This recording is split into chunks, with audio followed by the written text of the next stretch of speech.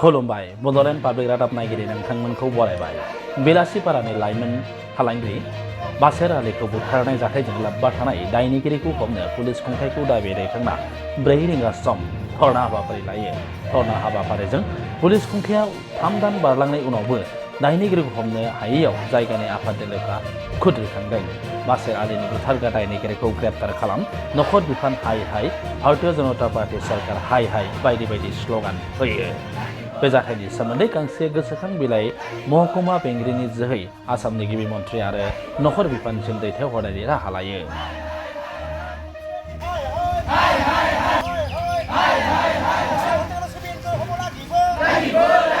গ্রেপ্তার করিব লাগিব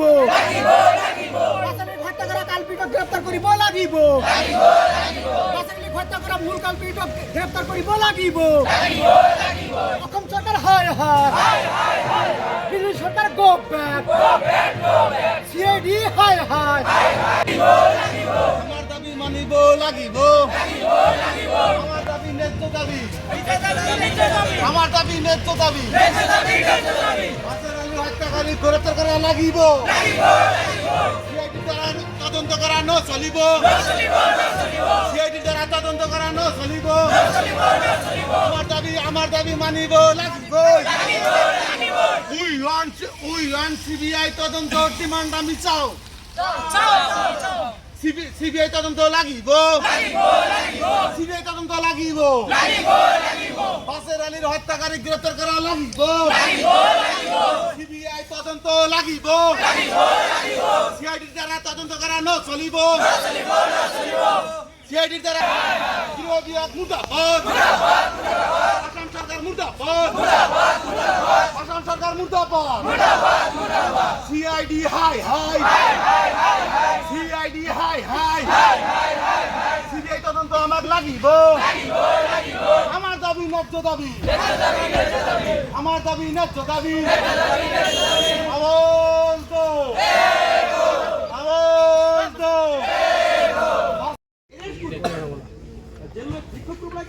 কি জনাব আপনি আপনার স্বামী বাছের আলীক হত্যা করেছিল আজি 3 মাহ পার হয়ে গেল কিন্তু প্রশাসনে কোনো ধরনের সংহতি উলিয়াব নোৱাৰিলে মূল আসামিক এতিয়ালৈকে পোৱা নাই। এতিয়া 3 মাহ পাৰ হৈ গ'ল। আমি যে কেছটো দিছোঁ আমি যেদিনা 25 তাৰিখৰ সারা দিন আমি জেলত আছিলোঁ। আমি সারা দিন 3টা বজা পর্যন্ত জেলত আমার পৰা পুলিশে কোনো এজাহাৰ নললে কিন্তু নিজাভবীয়াকৈ টাউন অচি নিজাভবীয়াকৈ এজাহাৰ লয় সেই এজাহাৰটো পাছ কৰিলে। আমাৰটো যেদিনা আমি যে কেছটো লিখিছোঁ সেই কেছটো পাছ কৰা নাই আৰু যে কালপিটবিলাক যে হত্যাকাণ্ড ভূ ব্যৱসায় যিবিলাকৰ নাম দিছোঁ সেইবিলাক এটাকৈ এৰেষ্ট কৰা নাই।